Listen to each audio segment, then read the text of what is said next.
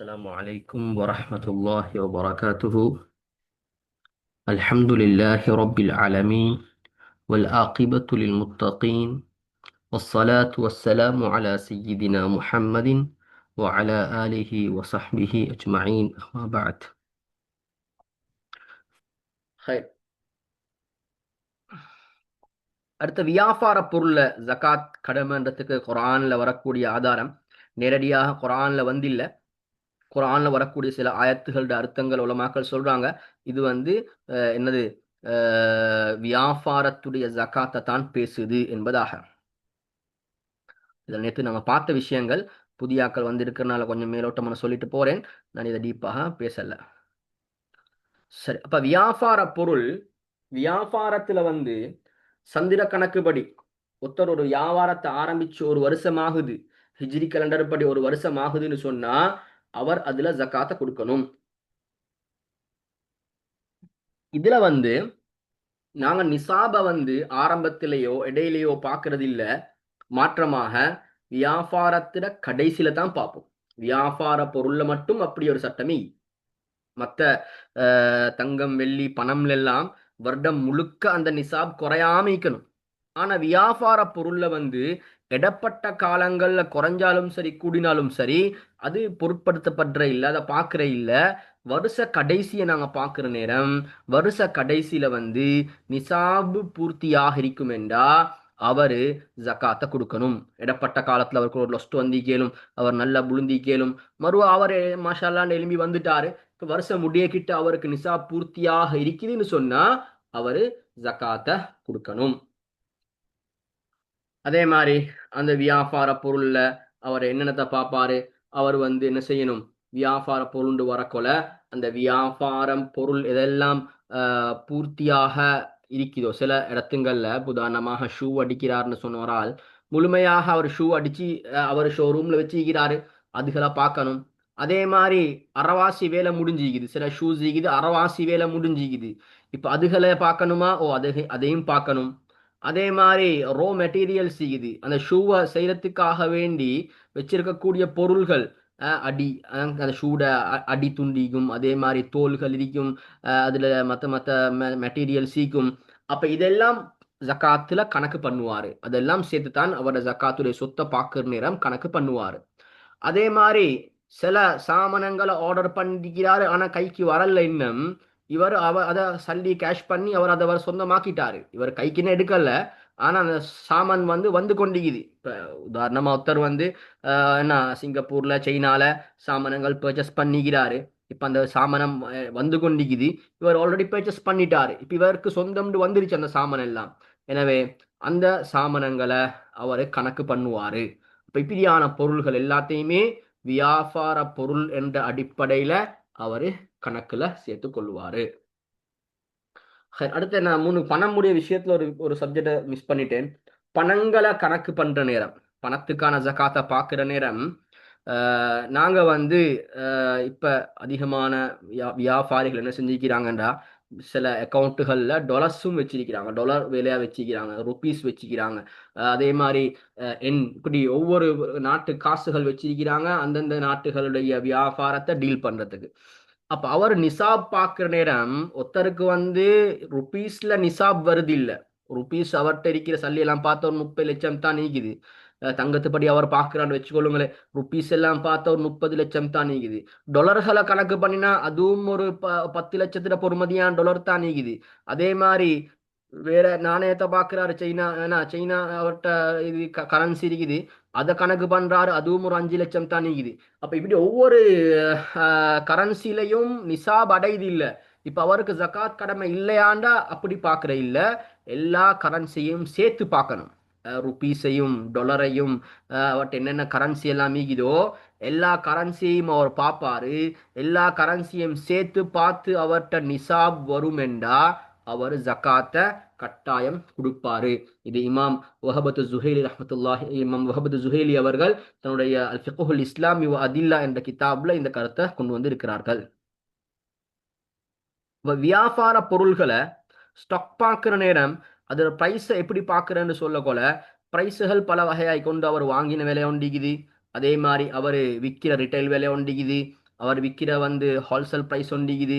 இப்ப இதுல எதுல பாக்குறன்னு கேட்டா உலமாக்கள் சொல்றாங்க மார்க்கெட் பிரைஸ்ல பார்க்கணும். மார்க்கெட் பிரைஸ்ன்ற நேரம் அது ரிட்டைல் பிரைஸும் ஹோல்சேல் பிரைஸும். அப்ப இது ரெண்டுல ஒன்றை பார்க்கலும். அப்ப ரிட்டைல் பிரைஸ் பார்க்கறது வந்து அவருக்கு கொஞ்சம் நஷ்டத்தை உண்டாக்கும். அப்போ ஹோல்சேல் பிரைஸை அவர் பார்த்து கொடுக்கலாம். இன்னும் சில உலமாக்களோட கருத்து என்னன்னா அவர் ரிட்டைல் வியாபாரம் செய்கிறவராக இருந்தா ரிட்டைல் பிரைஸை பார்க்கணும். அவர் ஹோல்சேல் வியாபாரம் பண்றவராக இருந்தா அவர் ஹோல்சேல் பிரைஸை பார்க்கணும். அதே மாதிரி தான் ஸ்டாக் மார்க்கெட்டுகளில் இன்வெஸ்ட் பண்ணிக்கிறாங்கன்னு சொன்னா ஸ்டாக் மார்க்கெட்டுகளில் இருக்கக்கூடிய ஸ்டாக்குகள கணக்குகளை பார்க்கணும். சிலவங்க வந்து என்ன செய்வாங்கண்டா லாங் டைமா ஸ்டாக் மார்க்கெட்ல இன்வெஸ்ட் பண்ணிப்பாங்க. சிலவங்க வந்து குயிக்காக, அதாவது சிலவங்க வந்து லாங் டைம்ல என்ன செய்யறது இல்ல, இது பண்ற இல்ல, வாங்குறே விற்கிறே வாங்குறே விற்கிறே அப்படியான ஆட்களும் ஈக்கிறாங்க. இன்னும் சிலவங்க ஈக்கிறாங்க சல்லியா இன்வெஸ்ட் பண்ணிக்கிறாங்க, மிச்ச காலத்துக்கு எடுக்க மாட்டாங்க. அப்ப இப்படி ரெண்டு வகையான ஸ்டாக் மார்க்கெட்ல இன்வெஸ்ட் பண்ற சிஸ்டங்கள் இந்த எந்த வகையில் இன்வெஸ்ட் பண்ணினாலும் அவர் வந்து இது எல்லாத்தையுமே கணக்கில் எடுப்பாரு. ஒரு வருஷம் பூர்த்தியானதுகளாக இருந்தா அவரு வியாபாரம் என்ற அடிப்படையில கணக்கில் எடுப்பாரு. அடுத்து நாங்க பார்த்தோம் ஹராமான பணத்துக்கு ஜகாத் கடமையான்னு சொல்லி. ஹராமான பணத்துக்கு ஜகாத் கடமை இல்லை. ஏண்டா ஹராமான பணம் வந்து அது அது எங்களோட சொத்தொண்டு இல்லை, அது நாங்க ஜகாத் கொடுக்கறதுக்கு. மாற்றமா அதுல என்ன செய்யறது, அதை முழுமையாக கொடுத்துடணும். அதை வந்து முழுமையாக கொடுத்துடணும் யாருக்காவது. அதை நாங்க வச்சுக்கொள்றதே இல்லை.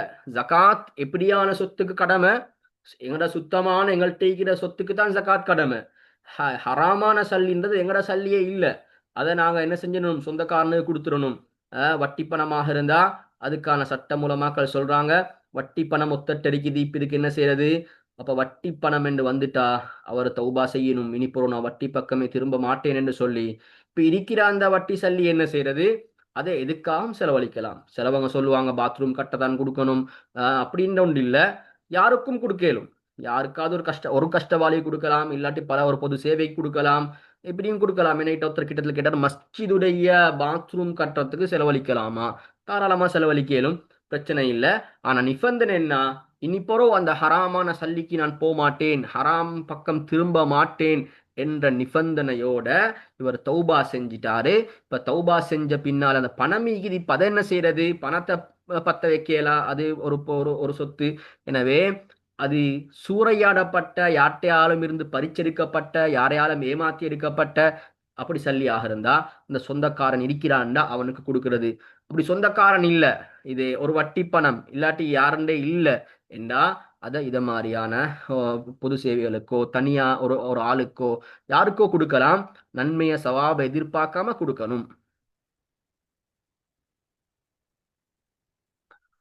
சரி, அடுத்து வாடகைக்கு விடப்பட்டுள்ள வீடு மற்றும் கடைகளுக்கு ஜகாத் வழங்க வேண்டுமா? இப்ப நாங்க ரெண்ட்ல சம்பாதிச்சு கொண்டிருக்கிற ஒரு ஆள், அவர்ட வருமானமே என்னண்டா ரெண்ட்டுக்கு கொடுத்து சம்பாதிக்கிறது. இந்த ரெண்ட் சல்லிக்கு ஜகாத் ஈகாண்டா கேட்டா அப்படி ரெண்ட் சல்லிக்கு ஜகாத் ஒன்று இல்ல. அந்த ரெண்ட் சல்லியை அவர் எடுத்து பேங்க்ல சேவ் பண்றாரு, அது நிசாப் அடைஞ்சிருச்சு, அது ஒரு வருஷமா இருக்குதுன்னு சொன்னா அப்ப ஜக்காத் கடமையாகும். அப்படி இல்லாம மாதம் மாதம் எடுக்கிற ரெண்ட் பணத்துக்கோ அந்த ரெண்ட் கொடுக்கக்கூடிய வீட்டுக்கோ ஜக்காத் கடமை ஆகாது.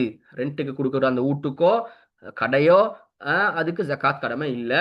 அதுல வரக்கூடிய அந்த சல்லிக்கும் ஜக்காத் கடமை இல்லை. அந்த சல்லியை இவர் சேவ் பண்ணி வச்சு அது நிசாப அடைஞ்சி அது ஒரு வருஷம் ஆகினா அதுக்கு பிறகு ஜக்காத் கடமையா. அதே மாதிரி சில நேரங்கள்ல என்ன செய்யறாங்க, இந்த ரெண்ட் கொடுக்கக்குள்ள ஒரு கீமணின்னு சொல்லி எடுத்துக்கொள்றாங்க. கீமணி எடுக்கிறாங்க. இந்த கீமணி வந்து ரெண்டு வகை ஆகிக்குது. ஒன்று என்னன்னு சொன்னா ஒரு கீமணி நாங்கள் கொடுக்குறோம், நாங்க அந்த வீட்டுல இருந்து திரும்ப போக்கல அதை எடுத்துக்கொள்வோம், அந்த அமைப்புலையும் கீமணி கொடுக்கப்படுது. இன்னும் சில இடத்துல கீமணி கொடுக்குறாங்க, அதை அப்படி கழிச்சு கொண்டு போற அமைப்புலையும் கீமணி கொடுக்குறாங்க. அப்ப ஒரு வீட்டுக்கு ஒருத்தர் என்ன செய்யறாரு, நான் அந்த இடத்த விட்டு திரும்ப போக்கல தரணும் என்ற அடிப்படையில கீமணி கொடுத்தா அது ஒரு நிசாபுடைய அளவு கொடுக்குறாரு. ஒரு 50 லட்சம் கொடுக்குறாரு. நாங்க வெள்ளிப்படி பாக்குறோன்னு வச்சுக்கொள்ளுங்களேன், 10 லட்சம் கொடுக்குறாரு. 6 லட்சம் இருந்தா வெள்ளிப்படி ஜகாத் கடமை. அப்போ ஒரு 10 லட்சம் கொடுத்தாரு கீமணியாக. இப்ப இந்த சல்லிய கொடுத்துட்டு இப்போ ஒரு வீட்டுல இவர் ரெண்ட்டுக்கு நின்று கொண்டிருக்கிறாரு. இப்ப இந்த சல்லி உண்மையில யாருக்கு சொந்தம், அந்த வீட்டுல ரெண்ட்டுக்கு இருக்கிற ஆளுக்கு சொந்தம். ஏன்னா அவர் ரிட்டர்ன் போக்கல இவர் தரணும், நான் இவருக்கு ஒரு கடன் மாதிரி கொடுத்துக்கிறேன்.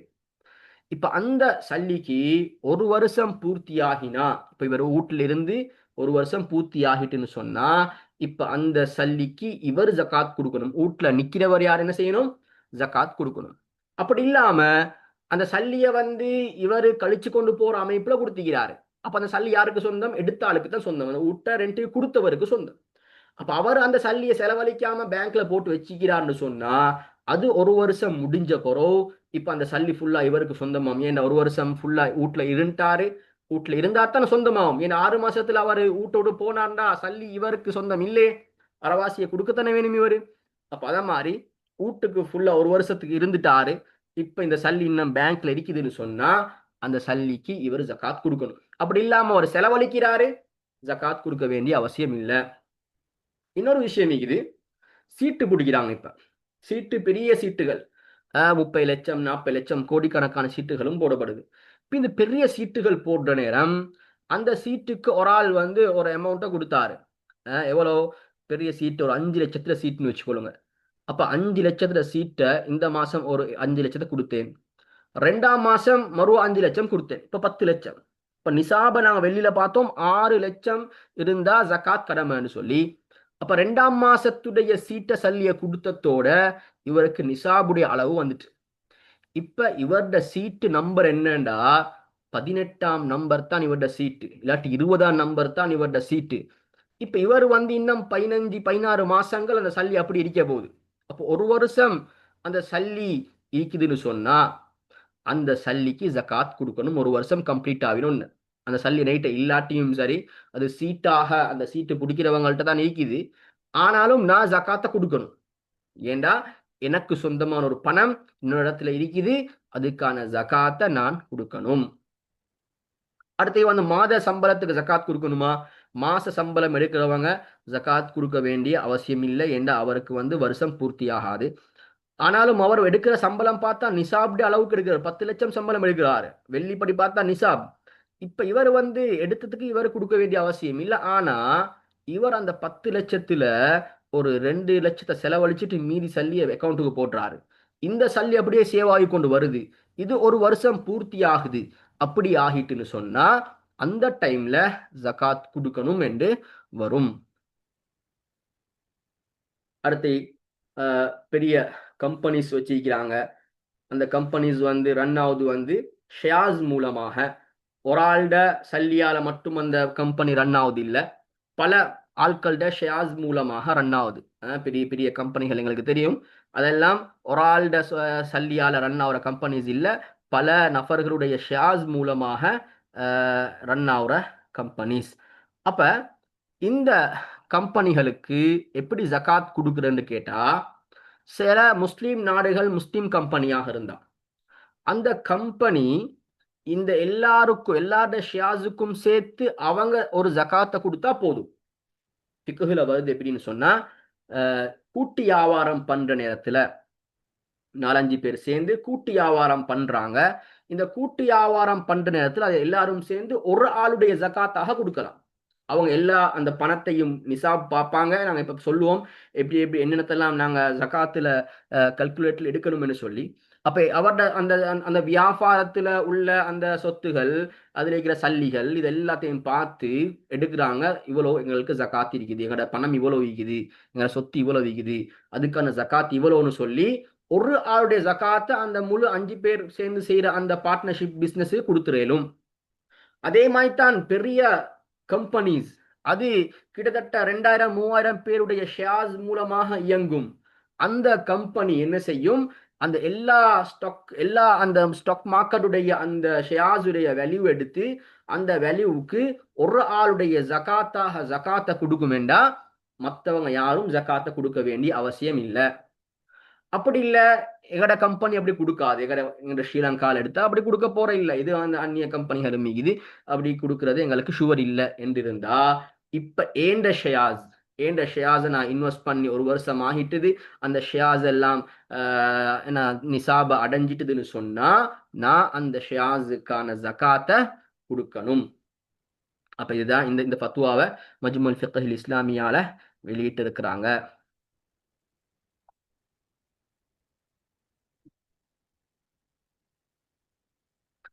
அடுத்து கடன் ஜகாத்துடைய விஷயத்துல கடன் சப்ஜெக்ட்.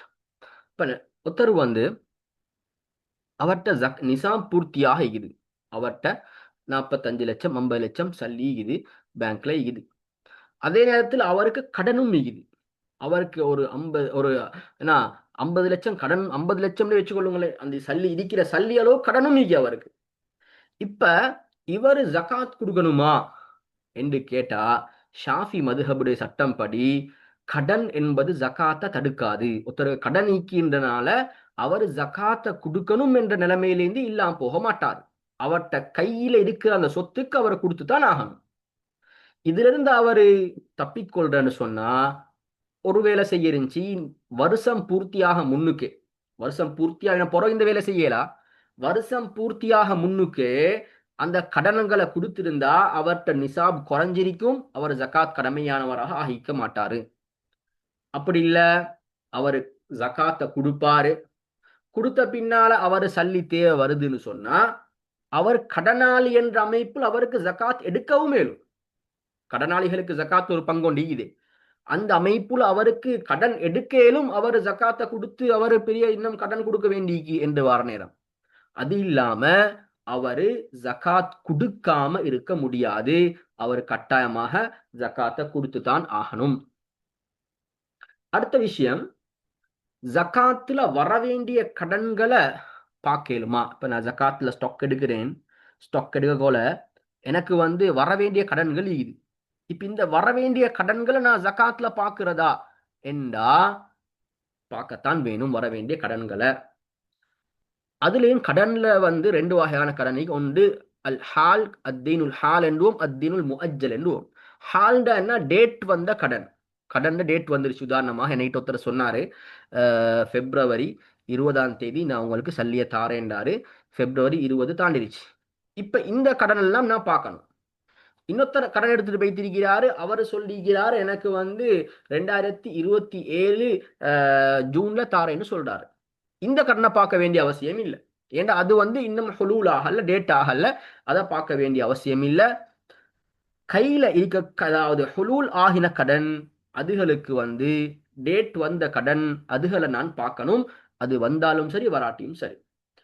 உலமாக்கள் இன்னொரு விஷயத்துக்கு ஒரு அனுமதி தாராங்க. ஒரு கடன் ஒன்று இருக்குது, ஒருத்தட்ட கொடுத்த கடன் உண்டு, இது அன்ஷுவர் கேஸ், 100% கூட சான்ஸ் இல்லை வாரத்துக்கு. எடுத்தது அப்படியான ஆள் எப்படியுமே வாரது சான்ஸ் இல்லை. எவ்வளோ கேட்டு பார்த்தாச்சு, எவ்வளோ டைப் பண்ணியாச்சு, வார கதை இல்லை என்று வந்தா அந்த சல்லிய நான் பார்க்க தேவையில்ல. என் ஸ்டாக் பார்க்க போல அது எப்படி நான் முடிவு எடுத்துக்கொள்வேன்? அது வந்தா நான் அதற்குரிய ஜகாத்தை கொடுக்கிறது. அந்த சல்லி வந்துச்சுன்னு சொன்னா அது எப்ப வருமோ வந்த டைம்ல அதை நான் கொடுப்பேன் என்ற ஒரு எண்ணத்துல அதை மட்டும் கழிச்சுடுவாரு.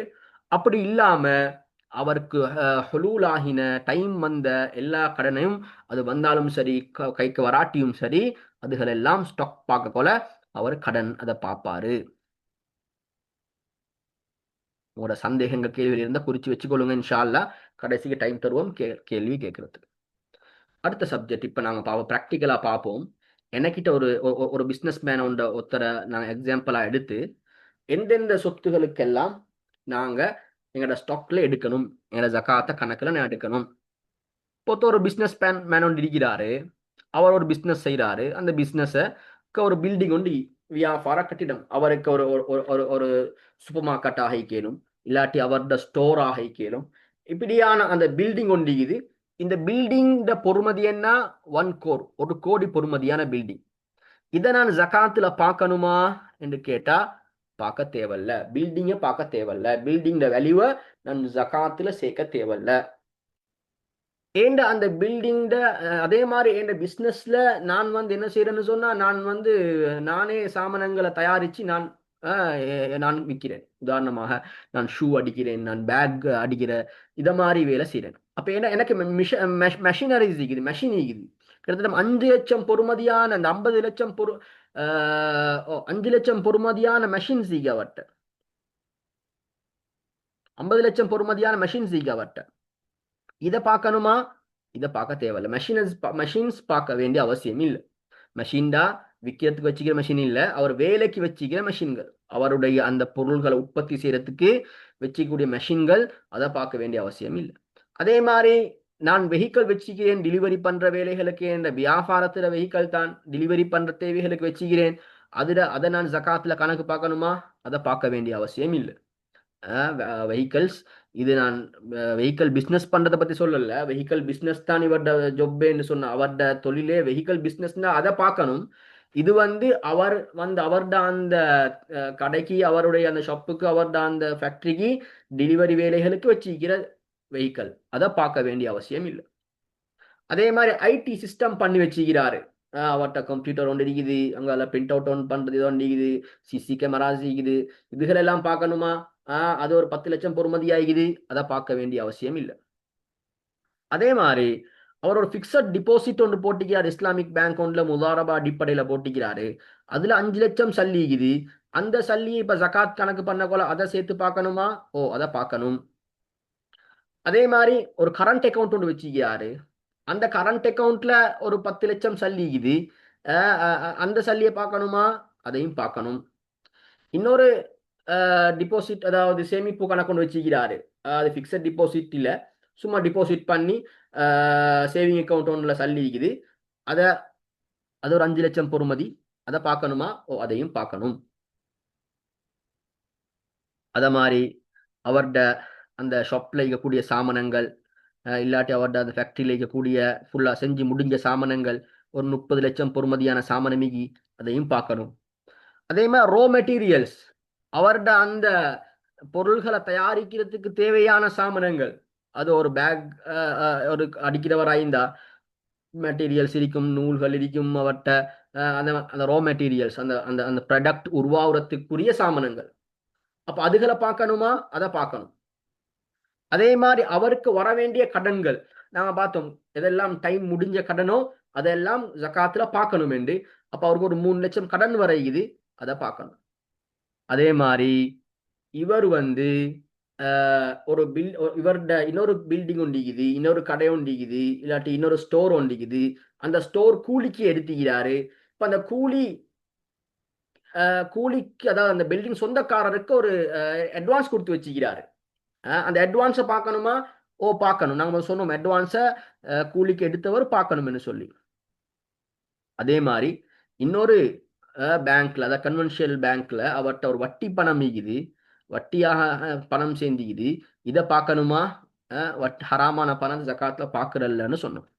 அப்ப இவர்கிட்ட இருக்கக்கூடிய முழுமையான அந்த சொத்தை பார்த்தா 2,33,30,000 சொத்தி, அதாவது ஜகாத் கணக்கு பண்ண வேண்டியது, ஜகாத் கணக்கு பண்ண தேவையில்லாதது எல்லாமே சேர்த்து மொத்த இவரோட சொத்து என்னண்டா 2,33,30,000 சொத்து இருக்குது. இதுல ஜகாத் கொடுக்க வேண்டிய, ஜகாத்துல கணக்குக்கு வார அளவு எவ்வளவு உண்டா? 58 லட்சம் தான் இவரோட ஜகாத்துல கணக்குக்கு வருது, மற்றதெல்லாம் நாங்க பார்க்க தேவையில்லைன்னு சொல்லிட்டோம். சரி, இப்ப இவர்கிட்ட இருக்கிறதுகள் ஏதாவது கழிக்கிறதுக்கு இவர்கிட்ட தேவைப்படுமா? இவர்கிட்ட சொத்துக்கள்ல உதாரணமா சொல்றேன்டா, இவர் ஒரு பில்டிங் நாங்க சொன்னோம் கூலிக்கு எடுத்துக்கிறாரு, அந்த கூலிக்கு எடுத்த பில்டிங் கூலி சல்லி, அதை கழிக்கணுமா? அதை கழிக்கலா. அதே மாதிரி இவரோட கரண்ட் பில் ஒன்று கட்டைக்குது, பெரிய கணக்கு கரண்ட் பில் கட்டைக்குது, அதை கழிக்கணுமா? அதை கழிக்கலா. ஆட்களுக்கு சம்பளம் கொடுக்க ஈக்குது, அந்த சல்லியை கழிக்கலுமா? அதை கழிக்கலா. அதே மாதிரி கொடுக்க வேண்டிய கடன்கள் கழிக்கலாம். நாங்க ஏன் இதெல்லாம் கழிக்கலான்னு சொன்னா, நாங்க நேரத்தோட பார்த்தோம், கடன் ஜகாத்தை இல்லாமக்காது. இதெல்லாம் கடன் தான், இவர்கிட்ட வெளியே போக வேண்டிய விஷயங்கள். அப்ப இத கழிக்கிற இல்ல. அப்ப ஜகாத்துடைய வருஷம் வாரத்துக்கு முன்னுக்கு இதெல்லாம் கொடுத்துட்டாருண்டா விஷயம் முடிஞ்சு. அப்ப நாங்க ஜகாத்துடைய ஹவுல் ஒரு வருடம் பூர்த்தி ஆகுற டைம் வருது, எனக்கு தெரியும் இந்த வருஷம் இந்த டேட்ல எனக்கு வருஷம் பூர்த்தி ஆகும் என்று. இந்த டைம்ல நான் கொடுக்க வேண்டிய கடைக்கூலியை கொடுத்தாச்சு, கரண்ட் பில் தண்ணி பில் கட்ட வேண்டிய கட்டியாச்சு, சம்பளங்களை கொடுத்து எல்லாம் கொடுத்து கிளியர் பண்ணி வச்சேன், நான் ஸ்டாக் பார்க்குற நேரம் என் வேல்யூ குறையும். இதே நான் இதெல்லாம் கொடுக்காம விட்டேன்டா, இந்த வேல்யூயும் சேர்த்து தான் நான் ஜகாத்தை பார்க்கணும், இதுக்கும் சேர்த்து தான் நான் ஜகாத்தை கொடுக்க வேண்டி வரும். அப்ப அதனால இதை நான் கழிச்சுட்டு பார்க்கலாம். அதே மாதிரி எனக்கிட்ட ஒரு ஆள் இன்வெஸ்ட் பண்ணிக்கிறாரு, இன்னொரு இன்வெஸ்டர், வேறொரு இன்வெஸ்டர் உண்டு, ஏண்ட பிசினஸ்ல இன்வெஸ்ட் பண்ணிக்கிறாரு. எவ்வளோ ஒரு 5 லட்சம் தந்திக்கிறாரு, இந்தாங்க உங்களோட பிசினஸ்ல இதை போட்டுக்கோங்க, லாபம் வந்தா எனக்கு தாங்கன்னு சொல்லி. அந்த கணக்கை பார்க்கணுமா? அதை பார்க்க தேவை, அதை கழிக்கலும். ஏண்டா அது ஏண்ட சல்லி இல்ல, அது இன்னொருத்தருட சல்லி. அதனால அதை கழிச்சு எனக்கு பார்க்கலாம். அதே மாதிரி அந்த இன்வெஸ்டர் பண்ணின அந்த இன்வெஸ்டால ஒரு ஒரு லாபம் வந்திக்குது. என்ன எவ்வளவு லாபம் வந்திக்குது? 50,000 லாபம். நாங்க ரெண்டு பேரும் அக்ரிமெண்ட் போட்டிக்கிறோம், வார லாபத்துல அரவாசி உங்களுக்கு அரவாசி எனக்குன்னு சொல்லி. அப்ப இதுல 25,000 கழிச்சு 25,000 மட்டும் நான் பார்ப்பேன். ஏண்டா அதுல 25,000 யார்ட? அவர்ட சல்லி. மத்த 25,000 ஏண்ட சல்லி. அதுல அரவாசியை நான் பார்ப்பேன், அரவாசியை பார்க்க மாட்டேன். சரி, அப்ப இப்ப மொத்த வேல்யூ அவர்ட ஜகாத் ஜகாத்தாக கொடுக்க வேண்டிய அளவு 52,75,000. அதாவது ஜகாத்தாக கொடுக்க வேண்டிய கணக்கு இல்ல, இவர்ட சொத்திலேயே ஜகாத் கடமையாகிற வேல்யூ இவ்வளவு தான். இவர்கிட்ட முழு சொத்து இருக்குது, 2 கோடி சச்சம் இருக்குது. அதுல நாங்க பார்த்தோம் 58 லட்சமாய் வந்துச்சு. அதுல சில விஷயங்களை கழிக்க இயலும்னு நாங்க சொன்னோம். இதுகளை கழிக்க இயலும், அவருக்கு இதை கணக்குல பார்க்க தேவையில்லை. அப்ப அப்படி கழிச்சு அவர் ஜகாத்தாக கொடுக்க வேண்டிய சொத்து எவ்வளவு வேண்டா? 52,75,000. இது ஃபுல்லா ஜகாத்தா கொடுக்க தேவையில்ல. இதுல இப்ப அவர் பார்க்கணும் 2.5% என்னன்னு சொல்லி. இதுல 2.5% 1,31,875 ரூபா. அப்ப அவர்ட்டிக முழு சொத்து ஒரு வேல்யூ ஒண்டி, அதுல ஜகாத் கொடுக்க வேண்டிய ஜகாத்துக்கு, அதாவது ஜகாத்துடைய இதுக்கு வரக்கூடிய சொத்து, ஜகாத்துக்கு கவுண்டபிள் ஆகக்கூடிய சொத்து 52,75,000. அதுலயும் 2.5% தான் இவர் ஜகாத்தாக வெளியாக்க வேண்டிய அளவு. இது ஜகாத் கடமையார சொத்து ஜகாத்தாக கொடுக்கப்பட வேண்டிய அளவு 1,31,875 ரூபா. அப்ப பாருங்க, இவ்வளவு பெரிய வெளிவான சொத்து இருந்தாலும் கொடுக்க வேண்டிய அளவு இவ்வளவு தான். அப்ப இந்த கடமையை கொடுக்கதான் நாங்க பின்வாங்கி கொண்டிருக்கிறோம். ஜகாத் என்பது மிக ஒரு முக்கியமான ஒரு கடமையாக இது. சரி, இப்ப ஜகாத்தை யாருக்கு கொடுக்கறது? நாங்க அதை டக்குன்னு பார்ப்போம். டைம் இன்னும் 15 நிமிஷம் தானிக்குது. அல்லாஹ் குர்ஆன்ல சொல்றான், இன்னும் صدقات للفقراء والمساكين والعاملين عليها والمؤلفة قلوبهم وفي الرقاب والغارمين وفي سبيل الله وابن السبيل. இப்ப 8 கூட்டங்கள் அல்லாஹ் சொல்லித்தாரான். இவங்களுக்கு மட்டும் தான் நீங்க ஜகாத்தை கொடுக்கணும். இவங்க இல்லாத வேற யாருக்காவது நீங்க ஜகாத்தை கொடுப்பீங்கடா, அது நீங்க கொடுக்க வேண்டிய அளவை விட கூட கொடுத்தாலும் சரி, அது ஜகாத் சேராது. இதுல அல்லாஹ் தாலா ஆரம்பத்துல 4 பேருக்கு லாம பாவிச்சுக்கிறான். லில் ஃபுகரா வல் மசாக்கின் வல் ஆமிலின் வல் முஅல்லஃபதி குலூபுஹும். இந்த 4 பேர் ஆக முக்கியமானவங்க. இவங்களுக்கு கொடுத்தோம்னா திருப்பி ரிட்டர்ன் எடுக்கலாம், அது அவங்களுக்குண்டே ஆகிரும். அது இல்லாம ரிகாப் காரிமீன், அதை பின்னுக்கு சொல்லப்படுற ஆக்கள், அதே மாதிரி அடிமைகள், கடனாளிகள், அல்லாஹ்ர பாதையில யுத்தம் செய்பவர்கள், வழிப்போக்கர்கள், இவங்களுக்கு நாங்க கொடுத்துட்டு அவங்க அந்த வேலையை செய்யலண்டா எங்களுக்கு திருப்பி எடுக்கலும். நாங்க கடனாளின்னு கொடுத்துட்டோம், அவர் கடனாளி இல்ல, அவர் யுத்தத்தை கொடுத்தோம் அவர் போவல்ல, பிரயாணி கொடுத்தோம் அவர் பிரயாணம் செய்யல, எங்களுக்கு எடுக்கலாம். ஆனா ஏழை என்று ஐடென்டிஃபை பண்ணி, மிஸ்கீன் என்று ஐடென்டிஃபை பண்ணி நாங்க கொடுத்துட்டோம் என்றா அவங்கள்ட்ட இருந்து எடுக்கலாம், அது அவங்களுக்குரிய சொத்தாக அது ஆகிரும். இப்ப யார் அந்த 8 கூட்டம்? ஃபகீர் வறியவர்கள், மிஸ்கீன் கடனாளி, புதிதாக இஸ்லாத்தை ஏற்றவங்க, பின்னுரிமை சீட்டு எழுதப்பட்ட அடிமை, அல்லாஹ்வின் பாதையில போர் புரிகிறவங்க, வழிப்போக்கர்கள், ஜகாத்துடைய வேலைகள் ஈடுபடக்கூடிய ஆமில்கள். இந்த 8 கூட்டம் எங்க நாட்டுல இருக்கா? இந்த 8 கூட்டம் எங்க நாட்டுல இல்ல.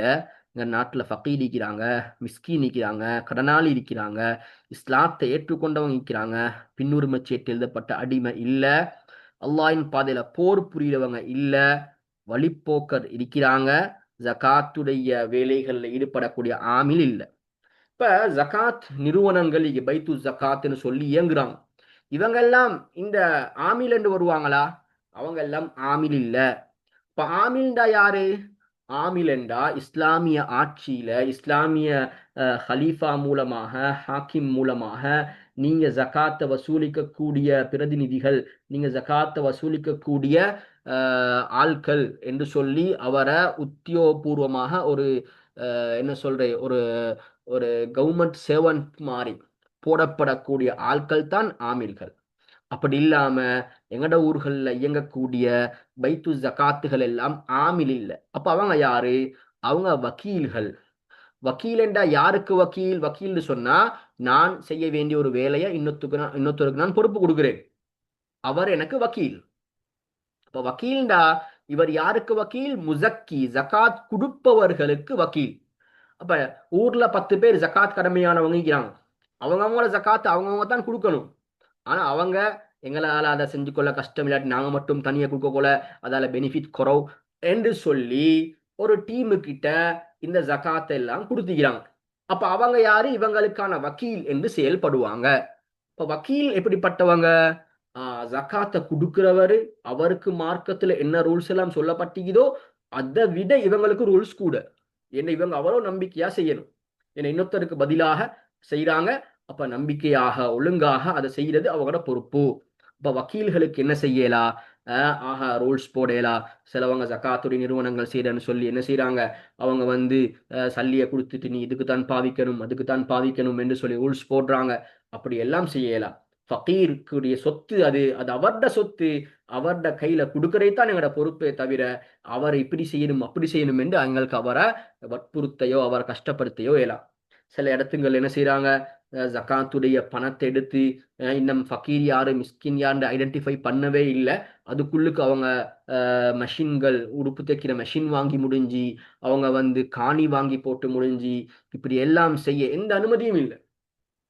ஜகாத் என்பது அந்த ஃபக்கீருக்குரியது, அந்த மிஸ்கினுக்குரியது. அவர்கிட்ட நாங்க கேட்கிறோம், உங்களுக்கு வந்து நாங்க ஒரு மெஷினை வாங்கி தரவா, அது தந்து அவங்களுக்கு மிச்சம் பிரோசனமாகிக்கும். நீங்க வெளியில போய்த்து வாங்க போனீங்கடா அது பெரிய விலை கொடுத்து வாங்குவீங்க, எங்களுக்கு கான்டாக்ட் இருக்குது, நாங்க உங்களுக்கு விலை குறைச்சு எடுத்து தரையலும் என்று சொல்லி அவர் அதை விருப்பப்பட்டு அவர் ஓகே சொன்னா எங்களுக்கு வாங்கி கொடுக்கலாம். அப்படி இல்லாம நாங்களே ஆளுக்கு போய்த்து பர்ச்சேஸ் பண்ணி வாங்கி அவர்ட கையில அவர்கிட்ட கேட்கவும் இல்லை வாக்கவும் இல்லை அவரை கொடுக்குறோமேண்டா இது எந்த அனுமதியும் இல்லை. அப்ப பைத்து ஜகாத் என்பது மிக மானிதமாக நிறைவேற்ற வேண்டிய ஒரு சொத்து. நாங்க வந்து ஒரு வக்கீல்களாக ஈடுபட்டு கொண்டிருக்கிறோம். வக்கீல் என்பவர் எது அமானத்துக்குரியவர், நம்பிக்கைக்குரியவர், அவரு அதை ஒழுங்காக செய்யறது பொறுப்பு. ஏனென்றா ஊர்ல வந்து நாங்க பைத்து ஜகாத் ஒன்றை செய்யலன்றதுக்காக நாங்க ஒன்றும் என்ன செய்ய மாட்டோம். நாங்க வந்து பாதி நாங்க நாங்க யாரும் குற்றம் பிடிக்கப்பட மாட்டோம். ஆனா நாங்க பைத்து ஜகாத் என்ற ஒன்றை திறந்து அதை சரியாக கொடுக்கலன்னு சொன்னா அப்ப நாங்க மாட்டிக்கொள்வோம். அதனால இதை நாங்க செய்யறது நல்ல வேலை செய்கிறோம். ஆனா அதை ஒழுங்கான முறையில சரியான முறையில உலமாக்களுடைய மஷூராக்கள்ல செஞ்சு கொண்டு போறது நல்ல. ஃபக்கீர்டா யாரு, மிஸ்கின்டா யாருன்னு கேட்டா, ஃபக்கீர் என்பவர் வந்து அவருக்கு பொருத்தமான தொழில் இருக்காது, அவர் வாழ்வாதாரத்தை சரியான முறையில் தேடினவராக இருக்க மாட்டாரு, அவர் ஃபக்கீர். மிஸ்கின் என்பவன் வந்து அவருக்கு ஒரு தொழில் ஒன்று இருக்கும். ஆனா அந்த தொழில் வந்து என்ன செய்யாது, அவருக்கு வந்து பூர்த்தியான அவரோட தேவையை அடைக்கிறதாக இருக்காது, இல்லாட்டி அவருக்கு பொருத்தமானதாக இருக்காது. ஒரு நகை வியாபாரம் பண்ணினவர், ஒரு ஜெம் பிஸ்னஸ் பண்ணினவர், இப்ப அவர் வந்து ஒரு ஒரு அவருக்கு பொருத்தமில்லாத ஒரு வீல் ஓட்டி கொண்டு நிற்கிறாரு. இப்ப அவர் நாங்க மிஸ்கின் என்று பார்ப்போம். இன்னும் உலமாக்கள் இதை லேசா விளங்க சொல்றாங்க. ஒரு ஆள் ஒரு நாளைக்கு 1000 ரூபாய் தேவைன்னு இருக்க கொலை. இந்த காலத்துல 1000 ரூபான்றது போதா, சும்மா உதாரணத்துக்கு சொல்றேன். ஒரு நாளைக்கு ஒரு ஆளுக்கு 1000 ரூபாய் தேவைன்னு இருக்கிற நேரத்துல அவர் ஒரு 300 ரூபாய் 400 ரூபாய் தேடுறாரு. மத்த 600 ரூபாய் 700 ரூபாய் அவருக்கு துண்டு விழுது, அவர் அதை அடையிறார் இல்ல என்று சொன்னா அவர் ஃபகீர். அதே மாதிரி ஒரு ஆள் ஒரு நாளைக்கு 1000 ரூபாய் தேவைன்னு இருக்கிற நேரத்துல அவரோட குடும்ப நிலைமையை வச்சு பார்க்கிற நேரம் அவர் ஒரு 800 ரூபாய் 700 ரூபாய் 800 ரூபாய் தேடுறாருன்னு சொன்னா அவர் மிஸ்கின். அப்ப இன்னைக்கு பாருங்க சமூகத்துல எவ்வளவு மிஸ்கின்கள் இருப்பாங்க. அப்ப மிஸ்கீன்களுக்கு நாங்க ஜக்காத்தை கொடுக்கலாம். அவர் மிஸ்கீன் என்றது அவர் ஒரு நல்ல ஒரு ஆடை அணிஞ்சு கொடுக்கிறாரு, ஸ்மார்ட் ஆகிக்கிறாரு, நல்லா டிப்டாப் ஆகிக்கிறாரு என்றதுனால அவர் மிஸ்கீன் இல்லைன்னு ஆக மாட்டாரு. அவர் ஒரு பைக் வச்சுக்கிறார், ஒரு வாகனம் வச்சுக்கிறார் அவரோட தேவைக்கு, அதுக்காக அவர் மிஸ்கீன் இல்லைன்னு ஆக மாட்டாரு. அவரோட வீட்டுல சாதாரணமாக அத்தியாவசியமாக ஒரு மனிதனுக்கு தேவையான தளபாடங்கள் இருக்குது, ஒரு நல்ல ஒரு செட்டிப்புட்டுவம் இருக்குது, ஒரு டேபிள் இருக்குது, ஒரு ஒரு சோஃபா இருக்குது, இதுக்காக இவர் வந்து மிஸ்கீன் இது இப்படியெல்லாம் வச்சுக்கொண்டு ஜக்காத் கேட்கிறாரே என்று சொல்லலாம். மிஸ்கீன் என்றா அவர் அன்றாட தேவைகள் வரக்கொல அந்த தேவைகளை அவரால் நிறைவேற்ற இயலாமைக்குன்னு அவர் மிஸ்கீன்.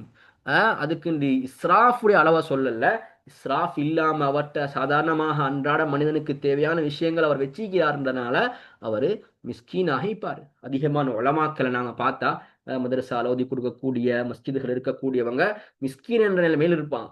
ஏனென்றா அவங்களுக்குரிய அன்றாட வருமானம் அவங்களோட குடும்பத்தை ஓட்டத்துக்கு போதா. ஆனா அவர்கிட்ட ஒரு பைக் ஒன்றிக்கும், அவர்கிட்ட ஒரு அழகான ஒரு வீட்டில் இருப்பாரு, சாதாரணமான ஒரு நிலைமையில் இருப்பாரு. அப்ப மிஸ்கின் என்பது இந்த நிலைமையில இருக்குது. அப்ப நாட்டுடைய நிலைமையை பார்த்தா ஃபக்கீர் மிஸ்கின்கள் தான் அதிகமாக இருக்கிறாங்க. அதுல ஃபக்கீரை விட மிஸ்கின்கள் தான் அதிகமா இருப்பாங்க. கடனாளி கடனாளி என்று வரக்குள்ள கடனாளிகள் ரெண்டு வகையா பார்ப்பாங்க. ஒன்று வந்து பொது தேவைக்காக கடன் எடுத்தவர். ஒருத்தர் கடன் எடுத்துக்கிறாரு, ரெண்டு பேர் சண்டை பிடிச்சு கொண்டு இருந்தாங்க. என்ன தான் சல்லி 10,000 ரூபாய், என்ன 10,000 ரூபான்னு ஒருத்தர் சொல்றாங்க, நீங்க 10,000 வச்சுக்கொள்ளுங்க, உங்களுக்கு நான் 10,000 ரூபாய் தாரேன்னு சொல்லி அடுத்தவருக்கு 10,000 ரூபாய் கொடுத்து ரெண்டு பேரையும் சமாளிச்சு அனுப்பினாரு. இப்ப இவர் அந்த கடனை கொடுத்துக்கொள்ள வழி இல்லாம இருக்கிறாரு. அவருக்கான வசதி இதான், இந்த கடன் என்ன கொடுக்கல அவரு. இப்ப அந்த கடனை வந்து பைத்து ஜக்காத்தால ஜக்காத்துடைய பணத்தால நிறைவேற்ற முடியும். அதே மாதிரி சொந்த தேவைக்காக கடன் எடுத்துக்கிறார் ஒருத்தர். அவருடைய உம்மட சோம நோய்க்காக இல்லாட்டி அவருடைய ஒரு தேவைக்காக வீட்டுடைய ஒரு நிலைமைக்காக கடன் ஒன்று எடுத்துக்கிறாரு. இந்த கடனை இப்ப கொடுக்கறதுக்கு வழி இல்லாம இருக்கிறாரு. இப்ப அவர் கஷ்டத்துல இருக்கிறாரு. அப்படி கஷ்டத்துல இருந்தா அவருடைய கடனை நிறைவேற்றலாம். சொந்த தேவைக்கு கடன் எடுத்தவர் அவர் அதை நிறைவேற்ற வழி இல்லாம இருப்பார் என்று சொன்னா அவருக்கான பணத்தை ஜகாத்தால கொடுக்கலாம். அதே மாதிரி கடன் என்று வார நேரம் அந்த கடன் வந்து என்ன செய்யக்கூடாது, ஹராமான விஷயத்துக்காக எடுத்திருக்க கூடாது. ஹராமான விஷயத்துக்காக கடன் எடுத்திருந்தா அதுக்கு ஜகாத்தை கொடுக்கறது இல்ல. ஒருத்தர் என்ன செய்யறாரு, ஆனா ஹராமான தான் எடுத்தாரு, ஹராமான தேவைக்கு தான் எடுத்தாரு, ஆனா இப்ப தௌபா செஞ்சிட்டாரு, அதை விட்டு கலண்டுட்டாரு என்று சொன்னா அவர் உண்மையான முறையில் தௌபா செஞ்சிருந்தா அதை வந்து ஜகாத்திலிருந்து அந்த கடனை கொடுக்கலாம். அடுத்து புதிதாக இஸ்லாத்துக்கு வந்தவங்கன்னு சொல்லக்கொள்ள ஃபுகஹாக்கள் சொல்றாங்க, இஸ்லாத்துக்கு வந்து அவங்களோட ஈமான் இன்னும் உறுதியாகல, அவங்க இன்னும் இங்காலையும் ஈக்கிறாங்க. அப்படியாக இருந்தா ஜகாத்தை கொடுப்போம். ஈமான் உறுதியாகி நல்ல நிலைமையில் இருக்கிறாரு, அவருக்கு கொடுக்க வேண்டிய அவசியம் இல்லை. சில நேரத்துங்கள் என்ன செய்யறாங்கடா, ஒருத்தர் முஅல்லஃபத்துல் குலூப்னு ஜகாத் கொடுக்கப்படுறாரு, பார்த்தா அவரு ஒன்னு இஸ்லாத்துக்கு வரல, அவரோட வாப்ப இஸ்லாத்துக்கு வந்திருக்கிறாரு, அதுக்காண்டி இவருக்கு ஜகாத் கொடுத்து கொண்டிருக்கிறாங்க. அப்படி எந்த ஒரு அவசியமும் இல்லை. ஜகாத்தை எடுக்கிறதுல இந்த ஜகாத்தை கொடுக்கறதாக இருந்தா அவர் இன்னும் ஈமான் ஒன்று உறுதி இல்லை என்றா கொடுக்கலாம். இன்னொருத்தருக்கும் கொடுக்கலாம், அவர் ஈமான் உறுதியாக இருந்தாலும் கொடுக்கலாம். அவர் யாரென்றா, நாங்க அவருக்கு கொடுத்தா அவர் வந்து அந்த கூட்டத்துல நல்ல கண்ணியமானவர். உதாரணமா ஒரு ஹாமுதுர் வந்து இங்க வந்திருக்கிறார், இஸ்லாத்துக்கு வந்திருக்கிறாரு. இப்ப அவருக்கு நாங்க உதவி செய்யற நேரம் அவரை நிறைய பேர் பாக்குறேன். அப்ப மற்றவங்களும் இஸ்லாத்துக்கு ஈர்க்கப்படுறதுக்கான சான்ஸ் ஒன்றிருக்குது.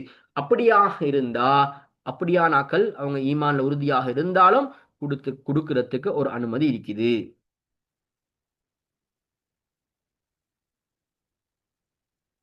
அடுத்து பிரயாணிகளுக்கும் ஜக்காத்ல ஒரு பங்கு ஒன்று இது, இப்னு சபீல். இப்னு சபீலையும் நாங்க ஜக்காத்ல பார்க்கலும். சிலவங்க ஜக்காத்ல இவங்களுக்கு இல்லைன்றாங்க, இல்லை இவங்களுக்கு கொடுக்கலும். யாரு பிரயாணிகள் நாட்டுல, சில நேரம் எங்க நாட்டுல இருந்து வெளிநாடுகளுக்கு தொழிலுக்கு போறதுக்காக வேண்டி இருக்கிறாரு, அவருக்கு அந்த தொழிலுக்கு போறதுக்கான வசதி இல்லை. 5 லட்சம் கட்டணும், 4 லட்சம் கட்டணும், 3 லட்சம் கட்டணும். இப்ப அந்த சல்லி அவர்கிட்ட இல்லாம இருக்குது. அவர் ஒரு ஆகுமான தொழிலுக்கு அவரோட குடும்ப தேவைக்காக போக இருக்கிறாரு, இவருக்கு இப்னு சபீல் என்ற அடிப்படையில கொடுக்கலும். அதே மாதிரி ஒரு யாழ்ப்பாணத்துல இருந்து இங்க ஒரு தேவைக்கு வந்தவர் இப்ப போறதுக்கு வழி இல்லாம பேச காணமாக்கிட்டு சல்லியை தொலைச்சிட்டு நிக்கிறாரு, இவருக்கு இப்னு சபீல் என்று கொடுக்கலும். அதே மாதிரி எங்களோட ஊர்ல இருந்து ஒரு ஒரு மருத்துவ தேவைக்காக வேண்டி லேடி ரிஜ்வே மருத்துவமனைக்கு வைக்கிறாங்க, அங்க போய்த்து ஒரு 5-6 நாள் நிக்கணும், பிள்ளைய பார்க்கணும். இப்ப இந்த எல்லா செலவுக்கும் இந்த இப்னு சபீல்ல கொடுக்கலாம். அவங்களும் பயணம் போக வேண்டியது, அப்ப அங்க போற செலவு, அங்க நிக்கிற செலவு, திரும்ப வார செலவு, அங்க போறேன்னு சொன்னா பிரயாணத்துக்கு மட்டும் இல்ல, சாப்பாடுகள், குடிபானங்கள், நிக்கிற செலவுகள் எல்லாத்தையுமே எங்களுக்கு என்ன செய்யலும், ஜகாத்துல கொடுக்கலாம். இப்போ ஜக்காத்தை வந்து வேற ஊர்களுக்கு கொடுக்கலுமாண்டா ஷாஃபி மதுஹப்ல ஜக்காத்தை வந்து எந்த ஊர்ல சொத்திக்குதோ அந்த ஊருக்கு தான் கொடுக்கணும், வேற ஊருக்கு கொடுக்கலாம். உதாரணமாக எங்கட ஊர்ல ஒருத்தர் வேற ஊர்ல இருந்து வந்து கடை ஒன்று போட்டிக்கிறாரு, இங்க சம்பாதிக்கிற சல்லிய இந்த ஊர் மக்களுக்கு தான் கொடுக்கணும், வேற ஊருக்கு கொடுக்கலாம். ஆனா ஹனஃபி மதுஹப்ல அவங்கள்ட்ட கொடுக்கலும். அப்ப இது ரெண்டையும் சேர்த்து தான் ஜமியத்துல் உலமா ஃபத்வா கொடுத்திக்குது. நீங்க என்ன செய்யுங்க, சம்பாதிக்கிற ஊர்ல ஏண்டிய அளவு கட்டாயமா கொடுங்க. ஏன்னா நாங்க ஷாஃபி மதுஹபை சேர்ந்தவங்க. சரி, எங்கட ஊர்ல இருக்க சொந்தங்களுக்கு நான் கொடுக்கணும் என்று வார நேரம் ஹனஃபி மதுஹப்ல இப்படி ஒரு கருத்து இருக்கிறனால அதை வச்சு நீங்க உங்களோட ஊருக்கும் கொடுங்க. இப்ப ரெண்டுக்கும் நீங்க கொடுங்க என்று சொல்லப்பட்டிருக்குது. ஜக்காத்தை பிற்படுத்துறது வந்து பெரிய ஹராம். சந்தை கணக்குப்படி ஒரு வருஷம் பூர்த்தி ஆகிட்டுன்னு சொன்னா ஜக்காத்தை பிற்படுத்த ஏலா. ஒருத்தர் என்ன செஞ்சிட்டாரு, அவரோட வருஷம் பூர்த்தி ஆகிட்டு என்னாலும் ஸ்டாக் பார்க்கறதுக்கு ஒரு 2 3 நாள் டைம் தேவையாகி அவருக்கு அவருக்கு ஸ்டாக் எடுத்துக்கொள்ளண்டா அதுக்கு ஒரு அனுமதி இருக்குது. அந்த டைம்ல அந்த இடப்பட்ட டைம்ல ஏதாவது சொத்துக்கு ஆபத்து வந்தா அவர் குத்தவாளி ஆக மாட்டாரு. அப்படி இல்ல, ஒரு வருஷம் பூர்த்தி ஆகினதுக்கு பின்னால அவர் வேணுமென்று பின்னாய் கொண்டிருக்கிற நேரம் அவரோட சொத்துகளுக்கு ஏதாவது ஆபத்து வரும் என்றா அது வந்து அவரோட ஜக்காத்துக்கு பாதிப்பை உண்டாக்கும். அதுக்கு அவர் பொறுப்பாகுவார். அது கட்டாயம் அவர் கொடுத்தே தான் ஆகணும். இப்ப பைத்து ஜக்காத்தாக இயங்குறவங்க இந்த ஒரு பிழையை முடுறாங்க. அவங்க என்ன செய்யறாங்க, இப்ப நாங்க ஜக்காத் எடுக்கிறோம், ஜக்காத் பூர்த்தி ஆகின ஆக்கள்கிட்ட இருந்து தான் எடுக்கிறோம். அவரோட வருஷம் பூர்த்தி ஆயிட்டு பொறுத்து எங்கள்கிட்ட தந்தாரு. இப்ப நாங்க இன்னும் மாச கணக்கா அதை வச்சு கொண்டிருந்தா அந்த ஜக்காத் கடமையானவரோட ஜக்காத் வந்து பின்னாய்க்கு பைத்து கொண்டிருக்குது. ஏன்னா அது இன்னும் சரியான ஏழைக்கு போய் சேரல. அதனால நாங்க பிற்படுத்தாம அவசரமா கொடுத்துடணும். உலமாக்கள் சொல்றாங்க, பொருத்தமான ஆட்கள் வரக்காட்டிலையும் ஒரு பிற்படுத்த ஒரு அனுமதியை ஒன்று இருக்குது. அந்த ஒரு அனுமதியில கொஞ்சம் லேட் ஆக்கினா பரவாயில்ல. அதுக்குன்னு சொல்லி நாங்க ஜகாத் அந்த ஆள்கிட்டேந்து எடுத்தே ஒரு வருஷம் தாண்டி சில ஜகாத் நிறுவனங்கள் வருஷம் முடிஞ்சோன்னு கணக்கு காட்டுறாங்க, எங்கள்கிட்ட இவ்வளவு பேலன்ஸ் பெருமையா காட்டுறாங்க. அது பெருமையா காட்டுற விஷயம் இல்லை, அது ஒரு பெரிய பாவம். ஜகாத்தை எவ்வளவு அவசரமாக கொடுத்துடணுமோ அவ்வளவு அவசரமாக கொடுத்து முடிச்சிடணும். மஸ்ஜிதுகளுக்கு மദ്രസാக்களுக்கு ஜகாத் கொடுக்கலுமா? மஸ்ஜித் மദ്രസാக்களுக்கு கொடுக்கலா? ஜகாத் என்பது நாங்கள் சொன்ன அந்த 8 கூட்டத்துக்கு மட்டும் தான் கொடுக்கணும். மദ്രസാல ஓதுற ஒரு பிள்ளைக்கிறாரு, அவர் ஃபக்கீர் என்ற நிலைமையில் அவரோட பெற்றோர்கள் இருக்கிறாங்கன்னா அது அவருக்கு அதை சல்லியை கொடுத்து அதன் மூலமாக மദ്രസാவுக்கு கொடுக்க வைக்கலாம். அப்ப இல்லாட்டி மദ്രസാலைக்குரிய ஒஸ்தாத்மார்கள் அவங்களுக்கு அதை நேரடியாக கொடுக்கலாம். நோயாளிகளுக்கு ஜகாத் கொடுக்கலுமா? நோயாளிக்கு என்ற ஒரு பங்கொண்டு இல்ல. ஒரு நோயாளி ஃபக்கீராக மிஸ்கீனாக இருக்கிறார் என்றா கொடுக்கலும். அதே மாதிரி கல்வி விஷயங்களுக்கு ஜக்காத் கொடுக்கலுமா? கல்வி விஷயங்களுக்காக வேண்டி ஸ்காலர்ஷிப் அதெல்லாம் ஜக்காத்துல கொடுக்குற இல்ல. ஒரு ஃபக்கீரான மாணவர் இருக்கிறார், மிஸ்கீனான மாணவர் ஆகிறார் என்றால் அந்த ஃபக்கீர் மிஸ்கீன் என்ற அடிப்படையில் அவர் கொடுக்கலும். அதை அவர் கல்விக்கோ எதுக்கோ பாவிக்கலாம். உறவினர்களுக்கு ஜக்காத் கொடுக்கலுமா? உறவினர்கள்ல வந்து உம்மா வாப்பா பிள்ளைகள் மனைவி இவங்களுக்கு மட்டும் கொடுக்கலா. இவங்க இல்லாத யாருக்கும் கொடுக்கலாம். சகோதர சகோதரிகளுக்கு கொடுக்கலாம், சாச்சா பெரியம்மா கொடுக்கலாம். இது மற்றவங்களுக்கு கொடுக்கறத விட ஏற்றம். பல வருஷமாக ஜக்காத் ஒரு ஆள் கொடுக்கலண்டா அவர் அந்த எல்லா வருஷத்துக்கான ஜக்காத்தையும் அவர் பார்த்து கொடுக்கறே கட்டாயம். ஜக்காத்தை முற்படுத்தி கொடுக்கலுமா? வருஷம் பூர்த்தியாகல, ஆனா நிசாப் பூர்த்தியாகி இருக்குன்னு சொன்னா கொடுக்கலும். ஆனா நிபந்தனை என்னடா, வருஷம் முடிய ஆகக்கூட உண்மையான வருஷம் முடிய 2 மாசம் நீங்குது. இப்ப ஏதோ ஒரு கிரைசிஸ்க்காக வேண்டி கொடுக்குறாரு, கொடுக்கலும். ஆனா அந்த 2 மாசம் முடிய கொல இவர் ஜக்காத் கடமையானவராய்க்கோ வேணும், எடுத்தவர் ஜக்காத் எடுக்க தகுதியானவராய்க்கோ வேணும். அவரு பணக்காரன் ஆயிட்டாரு, அப்ப இவரோட ஜக்காத் சேராது. ஒண்டி இவர் கொடுத்த சல்லியால பணமாகிந்தா பரவாயில்ல, வேற வழியால் அவர் வசதியானவராக ஆக்கிக்க கூடாது. அப்படி ஆகினா இவரோட ஜக்காத் சேராது. எங்களோட விஷயங்களை நாங்கள் முடிச்சிட்டோம். ஏதாவது கேள்விகள் இருந்தால் அவங்களுக்கு கேட்கலாம். ஆண்களாக இருந்தால் அவங்களோட இதை ஒன் பண்ணி கேட்கலும். பெண்களாக இருந்தால் டைப்பிங்கில் கேட்டால் பொருத்தமை.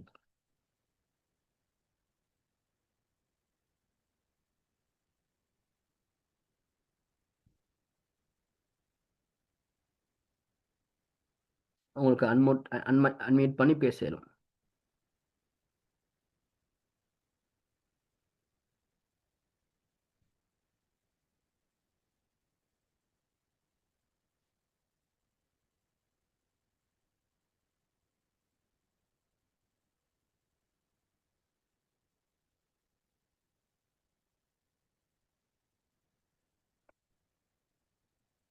பாடம் விளங்கிச்சா?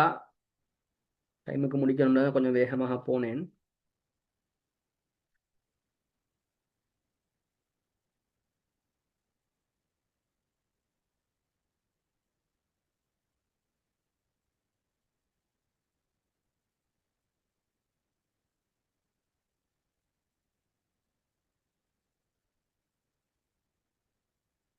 சரி. அப்ப கேள்விகள் பெரும்பாலும் கேள்விகள் போட்டிக்கிறாங்க. வெரி கிளியர்னு போட்டிக்கிறாங்க. இன்ஷால்லா எங்களோட இந்த ப்ரெசன்டேஷனை நான் பிடிஎஃப் பண்ணி இது நோம்போட பாடமும் நடத்தினோம். ரெண்டையும் குரூப்பில் போட பார்க்குறேன். இன்ஷால்லா எங்களோட பயான் குரூப்பில் இணைஞ்சிருங்க. நாங்கள் இதுக்கு ரமலானுக்கு பின்னால் சுத்தத்துடைய பாடம், அதே போல் தொழுகையுடைய பாடம், இப்படி தொடர்ச்சியாக கிழமைக்கு ஒரு நாள் நடத்துறதுக்கு யோசிச்சிக்கிறோம். இன்ஷா அல்லாஹ் தாலா ரெண்டுக்கும் உங்களுக்கும் அதுக்குரிய பாக்கியத்தையும் எங்களுக்கும் அதுக்குரிய சந்தர்ப்பத்தையும் தரணும். கேள்விகள் இல்லை தானே? கொஞ்சம் கேள்வி வந்து ஜக்காத் கொடுக்குறவர் அவரோட எம்ப்ளாயிக்கு ஜக்காத் சல்லியை கொடுத்து அப்புறம் அந்த எம்ப்ளாயி கடன் அவருக்கு கொடுக்க இருக்கேன்டா ஜக்காத் சல்லியில் எடுக்க இயலுமா? சொல்லி கொடுக்கலா. அப்படி நீங்க இந்த சொன்னாலும் பிரச்சனை இல்லை. நீங்க ஜக்காத் பணத்தை அவங்களோட எம்ப்ளாயி கொடுக்குறீங்க, இந்த வாப்பா என்ன கடன் ஒண்டிக்கு தானே தான்னு சொல்லி கொடுக்குறீங்க. அப்படி கொடுக்கலும். ஆனா அவரை உங்களுக்கு கடனைத்தான் தரணும் என்று அவரே கட்டாயம் இல்லை. அவர் விருப்பம்டா தருவார், விருப்பம்டா தராமிப்பார்.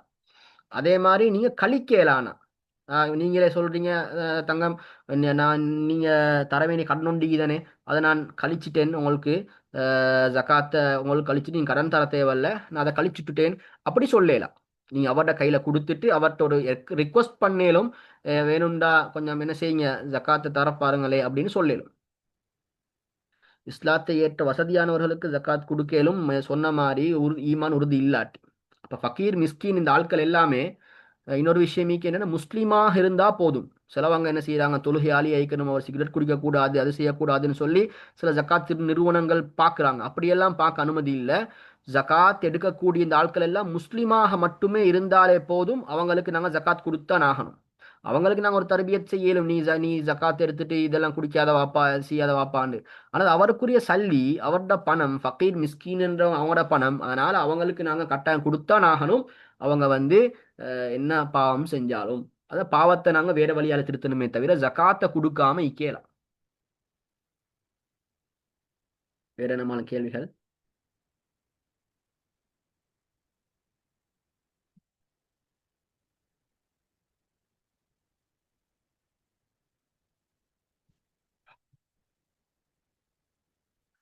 சரி, அப்ப நாங்க முடிக்கிறோம்.